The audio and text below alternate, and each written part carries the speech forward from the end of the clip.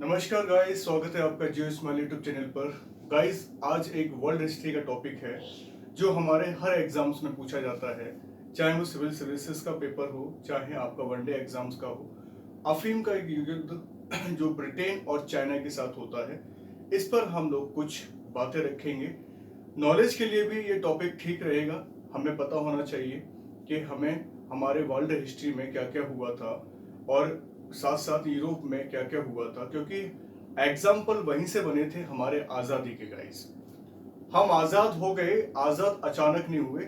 आज़ादी पाने के लिए हमने कई देशों का सहारा लिया, कई देशों का एग्जाम्पल लिया, जहां पर वहां पर तानाशाही शासन के खिलाफ उन लोगों ने आवाज उठाई और हमने भी अपनी आज़ादी पाई उनको देखते हुए। गाइस, ठीक है, तो अवेयरनेस के तौर पर हम लोग चीजों को थोड़ा देखेंगे। गाइस, ठीक है, उससे क्या हमारी पढ़ाई भी हो जाएगी। कंटिन्यूली पढ़ाई आप करते रहिएगा, जो भी टॉपिक मिलते रहे। ये वर्ल्ड हिस्ट्री का टॉपिक है, मैं थोड़ा ये रीजंस लेके आया हूँ, इनको मैं समझा दूंगा डिटेल्स के साथ किस तरह से ब्रिटेन ने चाइना को भी कब्जे में कर लिया था नानकिन संधि के साथ। मंचू का एक शासन था यहाँ पर चाइना में, और वो नहीं चाहते थे कि ब्रिटेन अफीम का व्यापार करे, मतलब ओपीएम का व्यापार करे। वो उसके खिलाफ थे, लेकिन फिर भी जबरदस्ती ब्रिटेन के लोग चाइना के साथ अफीम का व्यापार करना चाहते थे। ऐसा व्यापार जो पूरे चाइना को एडिक्टेड करना चाहता था, क्योंकि ब्रिटेन अपना अफीम मैक्सिमम रेट पर चाइना में बेचा करता था और उसको फायदा था चाइना में बेचने पर। मैक्सिमम चीजें उसको मिल रही थी लाभ के रूप में, धन मिल रहा था, मतलब उसको पैसा मिल रहा था, कई गुना पैसा कमा रहे थे। क्योंकि ये मत समझिए क्योंकि हमारे इंडिया, उससे पहले इंडिया में वो व्यापार कर चुके थे। ठीक है, जो यूरोपियन अरेबियन कंपनी हुआ था, पुर्तगाली, डच और अंग्रेज आए थे, तो वो अंग्रेज उससे पहले इंडिया में व्यापार कर चुके हैं, लेकिन अब चाइना को टारगेट कर रहे हैं। चाइना को टारगेट किया है, उसी को कहते हैं ओपियम वार। वो नहीं चाहता था कि ब्रिटेन यहाँ पर अफीम बेचे।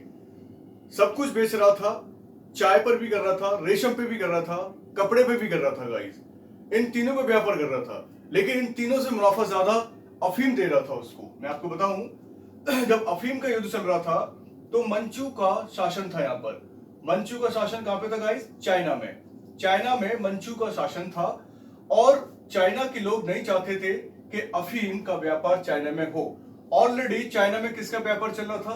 कपड़ों का। गाइस, कपड़ों का, चाय पर और रेशम पर। याद रखना, इंपोर्टेंट टॉपिक है। चाइना पर कपड़ों, चाय और रेशम का व्यापार ब्रिटेन का चल रहा था। ऑलरेडी यहां पर व्यापार चल रहा था, लेकिन जितना मुनाफा अफीम ने दिया उतना मुनाफा इन तीनों ने इनको नहीं दे पाई। ये चाहते थे अफीम बिके चाइना में और मैक्सिमम प्रॉफिट हम लोग कमा सकें। ये ब्रिटेन का उद्देश्य था। और इसका तत्कालिक कारण क्या बना? इंस्टेंट जो रीजन था, वो वहां पर कमिश्नर बने, कहां पर? चाइना के अंदर लिन, एक कमिश्नर थे लिन। लिन ने अफीम की पेटियां नदियों में फेंक दी। एक नदी थी यांग टीसी, याद रखना, यांग टीसी, जिसे हम हिंदी में कह सकते हैं यांग टीसी। यांग टीसी नदी एशिया की, एशियाज लार्जेस्ट है। यस, एशियाज लार्जेस्ट पूछा जाए, एशियाज लार्जेस्ट रिवर, तो आप बता सकते हैं यांग टीसी नदी है। इसमें अफीम की पेटियों को फेंक दिया गया। वो नहीं चाहते थे चाइना वाले कि ब्रिटेन के लोग अफीम का व्यापार करें इंडिया के अंदर। ठीक है, इसी जो अफीम की पेटियों को फेंका था, ये कमिश्नर था लिन। लिन कमिश्नर थे कहां पर? चाइना के अंदर। और चाइना में उन्होंने रोक लगा दी थी कि किसी प्रकार का ब्रिटेन अफीम का व्यापार नहीं हम होने देंगे। चाइना के अधिकारी कमिश्नर लिन ने इस पर प्रतिबंध लगा दिया और कई सारी 20,000 के लगभग पेटियां नदियों में फेंक दी। वो नदी कौन सी है? यांग टीसी नदी है, एशिया की सबसे बड़ी नदी है, उसमें फेंक दी। तो इससे क्या नाराज हो गए ब्रिटेन वाले। इस घटना से ब्रिटेन क्या हो गया? ब्रिटेन नाराज हो गया, ब्रिटेन नाराज हो गया। ठीक है, और ब्रिटेन ने अपने विदेश मंत्री, एक विदेश मंत्री थे, विदेश मंत्री पूछा जाता है नेपियर, जिसका नाम है नेपियर, को भेजा। नेपियर को भेजा, लेकिन नेपियर ने और ज्यादा हालात बिगाड़ दिए थे। किसके साथ? चाइना के साथ। नेपियर ने चीन से संबंध खराब कर लिए, चीन से संबंध खराब कर लिए गाइस। और ज्यादा इनका रिलेशन चाइना के साथ खराब हो गया नेपियर की प्रेजेंटेशन से। उन्होंने सोचा ब्रिटेन ने कि नेपियर कुछ करेगा, लेकिन नेपियर ज्यादा बदमाशियां करने लगा चाइना के साथ, तोड़फोड़ करने लगा, जबरदस्ती करने लगा, जबरदस्ती संबंध बनाने लगा। चाइना के शासक ने उसको रिजेक्ट कर दिया और समझौता तोड़ लिया। किससे? ब्रिटेन से गाइस। याद रखना, ब्रिटेन के साथ हुआ था अफीम का युद्ध, और सन यहां लिख देता हूं 1839 से लेकर 1842 तक चला। याद रखना 1842 तक ये इसका डेट है। स्टैटिक में पूछा जाता है कि अफीम का युद्ध कब हुआ था, किसके बीच हुआ? ब्रिटेन और चाइना के बीच में हो गया था। अफीम बेचने के लिए हुआ था। अफीम को जबरदस्त चाइना के अंदर लाने का प्लान था इनका, और वो ये ले भी आए थे। मैं आपको बताऊं, देखिए पहला कारण क्या था ब्रिटेन का, कि ब्रिटेन के साम्राज्य का विस्तार की लालसा थी, माने उनकी इच्छा थी, उनकी एक डिजायर थी कि ब्रिटेन के अंदर हम एक्सटेंड करें अपने एम्पायर को। मतलब ब्रिटेन की लालसा थी कि चाइना के अंदर हम एक्सटेंड करें अपने एम्पायर को। तो ये एक लालसा थी कि हमें अपना एम्पायर ब्रिटेन में भी, चाइना में भी फैलाना है। जैसे कि हमने India, Burma, Thailand, Indonesia, America, हर जगह पर अपना व्यापार फैलाया है, तो हम चाइना के साथ भी फैलाएंगे। तो अफीम के युद्ध का कारण क्या था?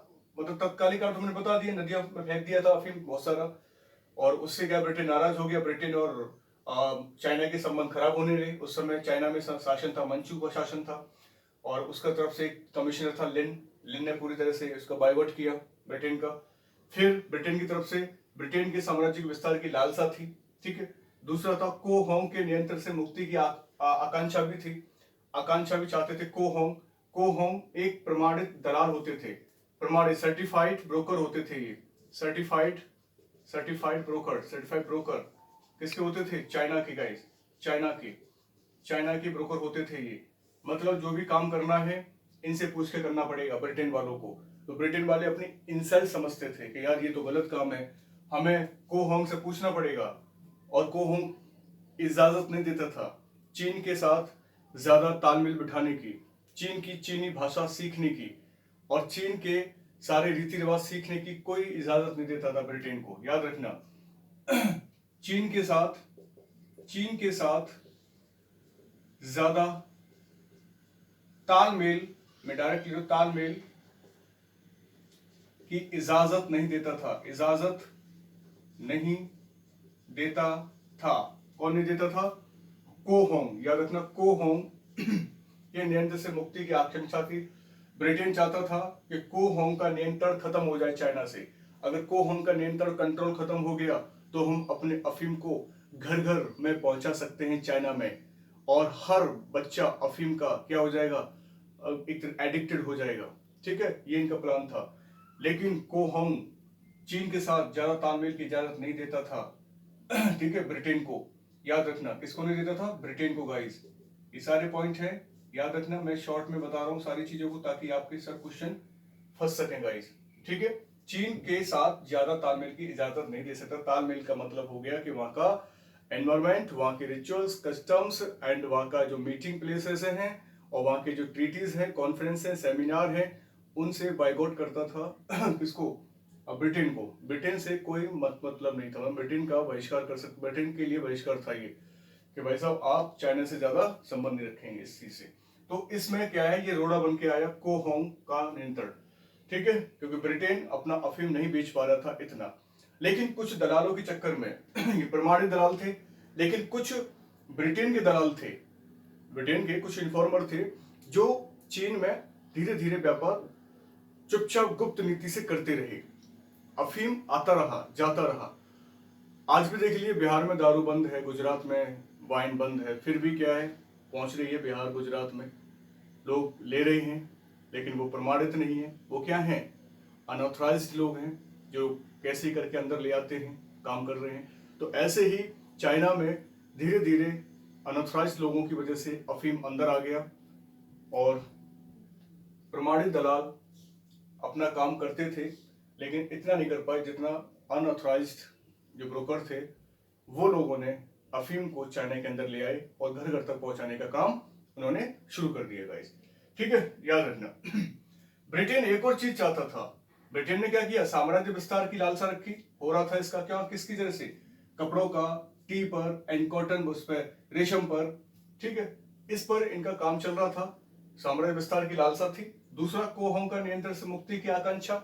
मुक्ति की आकांक्षा नहीं मिल पाई क्योंकि ज्यादा उठा बैठक नहीं थी, मना कर रखा था ब्रिटेन को, और ब्रिटेन इससे थोड़ा टेंशन में था कि यार ये कोहोंग का नियंत्रण खत्म होना चाहिए चाइना से, अगर ये रहेगा तो हम अफीम नहीं बेच पाएंगे। बहुत बेसिक चीजें बता रहा हूं ताकि आप थोड़ा समझ जाएंगे किस तरह से चाइना की हालत खराब कर दी थी इन लोगों ने। ठीक है, अब देखिए आगे तीसरा पॉइंट कहता है अफीम के युद्ध को मतलब एक तरह से और आगे पहुंचाने का कारण क्या था। तीसरा, कि 3 बार समानता इच्छा जाहिर की थी किसने, ब्रिटेन ने।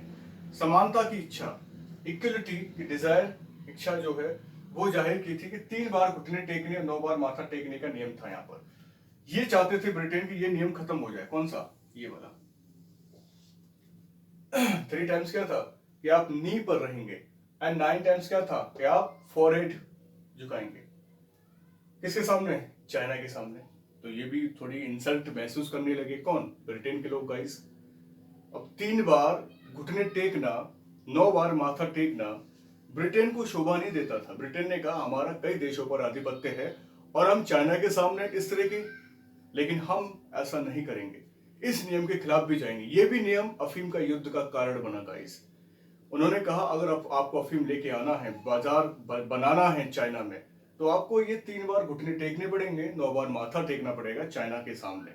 आप राजी हैं तो कीजिए, लेकिन ज्यादा तादाद में फिर भी हम आपको अफीम नहीं बेचने देंगे। तो ये नियम के उल्लंघन में भी फंस गया कौन, ब्रिटेन। तो ब्रिटेन प्रॉब्लम में था। ये सारे नियम जो कारण बने, यही आपका अफीम का युद्ध कहलाता है गाइस, मैं आपको बता दूं। और इसलिए समानता की इच्छा रखता था कि यार जो चाइना के लोग रह रहे हैं वैसे हमारे साथ व्यवहार करें, हम भी तो इंसान हैं। ब्रिटेन के कह रहे हैं, चाइना के शासक से, मंचू से कह रहे हैं, लिन से कह रहे हैं, अपनी इच्छा प्रकट कर रहे हैं। लेकिन चाइना ने कहा कि आपकी जो भपकी है, जो नियम है, हमें पता है कि आपने नियम कितना निभाया इंडिया के साथ, कितना बर्मा के साथ नियम निभाया आपने, कितना इंडोनेशिया, कितने कंबोडिया के साथ आपने नियम निभाए हैं, इसलिए हमने समानता की इच्छा को हम बहिष्कार करते हैं, हम आपके साथ कोई समानता व्यवहार नहीं रखेंगे। चाइना ने खुद बोला गाइस, याद रखना, चाइना ने कहा है। और ब्रिटेन चाहता था कि हमारे साथ भी समानता की इच्छा रखी जाए, हमारे साथ भी थोड़ा कानून की मान्यता रखी जाए। तो इसलिए पश्चिमी कानूनों की मान्यता भी लागू करता था कौन, ब्रिटेन को। ब्रिटेन पश्चिमी देश है, पश्चिमी मतलब कॉन्टिनेंट का है, पार्ट है, तो वो चाहता था कि हमारे कानूनों की मान्यता मिले। कहाँ, चाइना में। ब्रिटेन की इच्छा रखता था। ब्रिटेन की इच्छा क्या थी, मैं यहां लिख देता हूं कि हमारे कानूनों को भी मान्यता मिले। ठीक है, मतलब एथोराइज्ड लॉ किसका, ब्रिटेन का, एथोराइज्ड लॉ ऑफ ब्रिटेन। कहाँ, इन चाइना। तो ब्रिटेन की इच्छा थी कि हमारे कानून को भी क्या मिले, हमारे कानून को मान्यता मिले, मान्यता मिले। कहाँ, चाइना मिलेगा इस। तो ब्रिटेन की इच्छा थी कि हमारे कानून को मान्यता मिले चाइना के अंदर, पश्चिमी कानूनों की मान्यता। ठीक है, यही चाहते थे ब्रिटेन कि हमारे कानूनों को भी मान्यता मिले। चाइना में मान्यता है, चाइना का लॉ है, अपने हिसाब से काम कर रहे हैं, तो हमारे भी लॉ हैं, हमारे भी काम चाइना में होने चाहिए लॉ के मुताबिक। तो वो सारी चीजें, बहुत सारा इम्पैक्ट रहा, मतलब एक तरह से कन्वर्जेंशन रहा, डिस्क्रिमिनेशन रहा। इस कंडीशन में ब्रिटेन जो है अपने को स्थापित करने में असमर्थ रहता है, यहां तक तो गाइस। अब देखिए आगे क्या होता है, याद रखना। देखिए पश्चिमों की कानून की मान्यता, तो इस तरह से नो समझो कि चाइना ने मजबूर कर दिया ब्रिटेन को क्या करने का, अफीम युद्ध करने का, कि अब हम चाइना से कोई भी किसी प्रकार की संधि नहीं करेंगे। अब क्या होगा, अफीम का युद्ध होगा। हम किसी प्रकार शरणार्थी नहीं बनेंगे चीन के अंदर, जो काम कर रहा है अपने बलबूते पे करेंगे हम लोग। और हम लोग चाइना के साथ संबंध प्यार वाले नहीं बना सकते, क्योंकि हमने बहुत कोशिश कर ली, लेकिन वो कोई परिणाम नहीं निकला। अब हमें फाइनली अफीम का युद्ध लड़ना ही पड़ेगा। इसलिए गाइस अफीम का युद्ध हुआ था मंचू शासन के समय पर, क्योंकि युद्ध तो नहीं हो रहा था, कारण तो ये थे होने के, कारण हो गया मतलब ब्रिटेन को नीचे दिखाया गया चाइना की नजर में। चाइना ने कहा कोई रूल नहीं चलेगा ब्रिटेन का, कोई ब्रिटेन का आदमी हमारे चाइना के साथ संबंध नहीं बनाएगा और ना कोई हमारे चाइनीज आर्मी के साथ संबंध बनाएगा, ना चाइनीज महिलाओं के साथ शादी करेगा, किसी प्रकार का कुछ नहीं करेगा। मतलब ये रोक टोक थी चाइना में, इसलिए अफीम को मैक्सिमम रोका गया। लेकिन कुछ मैंने कहा ना अनऑथराइज्ड जो थे ब्रोकर, उनकी वजह से कुछ लोग अफीम लेके आ गए चाइना के अंदर, व्यापार होने लगा, लेकिन पूरी तरह से व्यापार को रोका गया था। बस फाइनल इतना याद रखना है, ठीक है। चीन से संबंध खराब कर लिए गए थे, मतलब जो किए थे नेपियर ने। नेपियर विदेश मंत्री था ब्रिटेन का, लेकिन ब्रिटेन ने सोचा कि ये काम अच्छा हो जाएगा। मैं आपको बताऊं लिन ने काफी कोशिश करी, मैं आपको लिख देता हूं। लिन ने क्वीन विक्टोरिया, उस समय विक्टोरिया थी वहां पर रानी, क्वीन विक्टोरिया से भी संपर्क किया, याद रखना। लिन कहा के चाइना कमिश्नर क्वीन विक्टोरिया से भी संपर्क किया कि इस तरह की आप हरकत ना करें, आपके अधिकारी यहाँ हमारी जनता के बीच में अफीम बेचने का कारोबार कर रहे हैं, वो भी इलीगल तरीके से, कृपया करके आप कोशिश करें। लेकिन कोई भी एक्शन नहीं लिया गया, याद रखना। लिन के समान काल कौन थे, इक्वलेंट विक्टोरिया थी वहां की क्वीन, याद रख लेना, ठीक है, याद रखना है। अब देखिए क्या रहता है, अफीम का युद्ध होता है। फाइनली मैं आपको बता देता हूं, युद्ध जब वार होता है, ओपियम वार जो होता है, अफीम युद्ध होता है, ठीक है, 1839 में शुरू हो जाता है अफीम का युद्ध। अब कितना चाइना लड़ेगा, क्योंकि चाइना की आर्मी ज्यादा टिकने वाली नहीं थी ब्रिटेन के सामने, ठीक है, क्योंकि जापान भी ऑलरेडी चाइना से वो कर रहा था, युद्ध में भाग ले रहा था।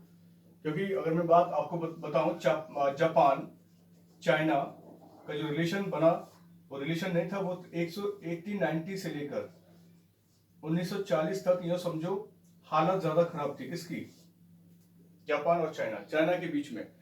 अब यहां बात चल रही है 1839, इससे पहले भी चाइना जापान से और छोटे मोटे द्वीपों से टक्कर ले रहा था, ठीक है। चाइना इतना एक्सपर्ट नहीं था। 1839 को क्रॉस करते हुए आगे इनको संधि करनी पड़ती है। मैं आपको बताऊं, समझौता करना पड़ता है। पहले क्या करना पड़ता है, एक समझौता करना पड़ता है जनवरी 1941 में, सॉरी 1841 में समझौता करना पड़ता है, क्योंकि उनके पास कोई ऑप्शन नहीं रहा कि ठीक है अब हम समझौता कर लेते हैं, क्योंकि चाइना में काफी हास होता है, नुकसान होता है। वो नहीं चाहते थे, वो तो प्यार से ही मना कर रहे थे कि भाई सब ना करें, हमारी जनता को ना बहलाएं फुसलाएं। चाइना की तरफ से ये मैसेज था, लेकिन चाइना अपने आप को स्ट्रॉन्ग समझ रहा था कि हम पंगा ले लेंगे, हम टक्कर ले लेंगे ब्रिटेन से। लेकिन फिलहाल वो टक्कर नहीं ले पाता है चाइना, और समझौता करना पड़ता है ब्रिटेन के साथ जनवरी 1841 को, याद रखना, ठीक है। किसके बीच होता है, याद रखना, ब्रिटेन और चाइना के साथ समझौता हो जाता है। और ये समझौता रिजल्ट क्या निकलता है, नॉन किंग की संधि होती है, ट्रीटी ऑफ नॉन किंग की संधि से अफीम के युद्ध को खत्म कर दिया जाता है, याद रखना, ठीक है। नॉन किंग की संधि से अफीम के युद्ध को खत्म करना पड़ता है, अर्थात आप कहेंगे सर जीता कौन। देखिए फाइनली इस नॉन किंग की संधि में ब्रिटेन विनर होता है, याद रखना, ब्रिटेन विनर होता है, ब्रिटेन जीत जाता है गाइस। इस नॉन किंग की संधि से ब्रिटेन की जीत हो जाती है और ब्रिटेन चाइना में व्यापार करने में सफल होता है। लेकिन इस संधि से कुछ हद तक वो व्यापार करता है, लेकिन ज्यादा अफीम का व्यापार ना करते हुए थोड़ा उस पर कंट्रोल के हिसाब से व्यापार करता है, नियम के हिसाब से व्यापार करता है चाइना में। क्योंकि ऑलरेडी व्यापार कहाँ किसका चल रहा है ब्रिटेन का चाइना के अंदर, कपड़ों का भी चल रहा है, चाय पर भी चल रहा है, रेशम पे भी चल रहा है। अब साथ में अफीम का भी व्यापार चाइना में हो गया, मतलब चाइना के दरवाजे खुल गए अफीम के व्यापार के लिए। ब्रिटेन ने अफीम के युद्ध में चाइना को पराजित किया था और साथ में एक संधि करनी पड़ी, नॉन किंग की संधि 29 अगस्त 42 को। ये स्टैटिक फॉर्म में आ सकता है कि नानकिंग की संधि कब हुई, किसके बीच हुई, ठीक है। ये याद रखना 29 अगस्त 1842 को हुई। अफीम का युद्ध कब हुआ, 1839 से 1842 में हुआ था। 1839 से 1842 के बीच में हुआ है, ठीक है। बहुत कोशिश की जाती है कि ये अफीम ना बेचा जाए चाइना में, लेकिन चाइना अपने को अपडेट ना करते हुए झुकना पड़ जाता है। जो झुकाने वाला था कि 3 घुटने पर झुकना है, 9 बार माथा टेकना है।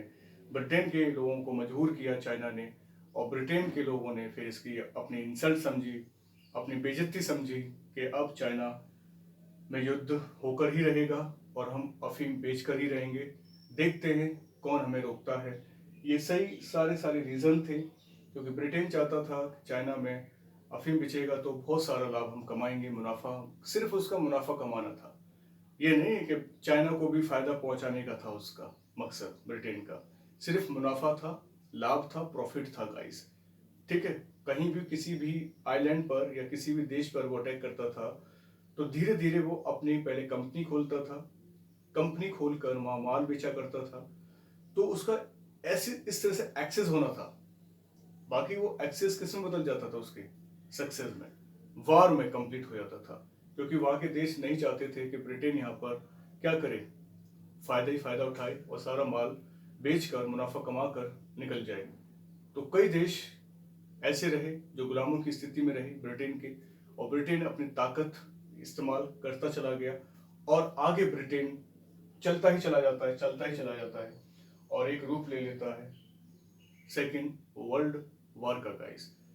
तो बहुत सारी बातें हैं करने को, मैंने सिर्फ ये फैक्ट बताया है कि अफीम का युद्ध है, अफीम के युद्ध में कौन से पॉइंट हैं, ये सब मैंने यहाँ डिस्कस कर लिया है, ठीक है। लिन के समान कौन थी, क्वीन विक्टोरिया थी, संपर्क किया था कि ये खत्म हो जाए, लेकिन नहीं हो पाया, समझौता हो गया, याद रखना, नानकिंग की संधि हो गई, फिर बाद में चाइना में व्यापार हो जाता है अफीम का, और ब्रिटेन अपने हिसाब से जीत जाता है, कोशिश के बावजूद भी जीत जाता है। याद रखना, जापान चाइना का वार फिर लगभग 40-45 साल बाद किसके साथ होता है, जापान के साथ, चाइना के साथ। तो जापान चाइना, जापान हारता नहीं है, जीत जाता है, विश्व शक्ति बन जाता है जापान इसमें। तो टाइम मिलेगा तो मैं बता दूंगा इस पर, क्योंकि यहाँ पर मैं बता दूं, चाइना बुरी तरह से हारता है जापान में, मतलब चाइना पर परमानेंट रूल करने वाला कोई शासक जीवित नहीं रह पाता है, एकदम कमजोर शासक होते हैं चाइना में। आज बेशक शी जिनपिंग है, लेकिन चाइना की हालत देखा जाए 1912 तक ठीक थी, वो 1912 तक खराब थी, ठीक है। 1912 तक, 1912 के बाद आज तक की जो हालत है वो ठीक है इसकी, 2023 तक। अगर इसका बैकग्राउंड देखते हैं चाइना का 1912 से पहले का, तो कोई खास मूवमेंट नहीं है चाइना में। चाइना की स्त्रियों के साथ, चाइना की आर्मी के साथ, चाइना की जमीन के साथ बहुत बुरा बर्ताव करता है ब्रिटेन और जापान, यहाँ तक है आपस में लड़वाता है, खत्म कर देता है, और चाइनीज लड़कियों के साथ, चाइनीज वुमेन्स के साथ हदें पार कर देता है। और हदें पार का मतलब जानते हैं सारी चीज़ें। तो बहुत वर्ल्ड हिस्ट्री में चाइना को एक तरह से नौचा पहुंचा गया और खत्म सा हो चुका था। कोई परमानेंट वंश यहाँ जीवित नहीं रह पाता था, कोशिश करता था चाइना को बचाने की, लेकिन बचा नहीं पाता था, ठीक है। लेकिन चाइना ने अपना को इम्प्रूव करना सीखा 1912 के बाद। 1912 तक तो चाइना अपनी पोजीशन खोता रहा, अपना स्टेटस खोता रहा, अपनी इंसल्ट, अपने बहन भाई बच्चों महिलाओं की इज्जत नहीं बचा पाया। और 1912 से लेकर 2023 तक का डेवलपमेंट हो सकता है, डेवलपिंग, चाइना आज डेवलपिंग में ही है, जैसे हम लोग भारत भी डेवलपिंग है। तो चाइना इस यहाँ से यहाँ तक कह सकते हैं कि हाँ ये डेवलपिंग में चला है, इसलिए वहाँ भी जो अर्थ इकोनॉमी है वो कम्युनिज्म इकोनॉमी है, ठीक है, साम्यवाद दल है वहाँ पर, साम्यवादी है। याद रखना हमारा क्या है, इकोनॉमिस्ट कैसा है, मिक्स्ड इकोनॉमी है। तो याद रखना, ये मैंने कुछ पॉइंट बता दिए हैं, ठीक है। नेक्स्ट वीडियो में मिलेंगे, और देखें आप लोग इस वीडियो को, ऐसा मत समझें वो आपके लिए इम्पोर्टेंट नहीं है, या सर ने हिंदी में लिख दिया, इतना टफ हिंदी भी नहीं है, ठीक है। हम हिंदी वासी, हमारा देश है, थर्ड पोजीशन पर हमारी हिंदी है, तीसरे नंबर पर। अगर मैं वीडियो को इंग्लिश में ही बना देता तो मैक्सिमम बच्चे क्या हिंदी मीडियम के, उनके समझ में नहीं आता। इसलिए अब वर्ल्ड हिस्ट्री को देखते हुए थोड़ा देखा करें, सीखा करें, ठीक है। और ये अवेयरनेस का टॉपिक है गाइस, सिर्फ अवेयर रहिएगा, अवेयरनेस से ही आपकी पढ़ाई होती चली जाएगी। टॉपिक बहुत है करने को, बहुत सारे टॉपिक हैं, लेकिन वही टॉपिक लेके आ रहे हैं जो आपके इंपॉर्टेंट फैक्ट में रहेंगे। ठीक है, ये वर्ल्ड हिस्ट्री का छोटा सा टॉपिक था, अफीम का युद्ध। ठीक है गाइस, सेकंड युद्ध भी होता है, ऐसी बात नहीं कि पहले युद्ध होता है, सेकंड भी होता है 1856 से 1860 के बीच में, अफीम को लेकर होता है। 1856 में पहला युद्ध हमारा ज्यादा मेजर रहता है। चलिए, नमस्कार, जय हिंद।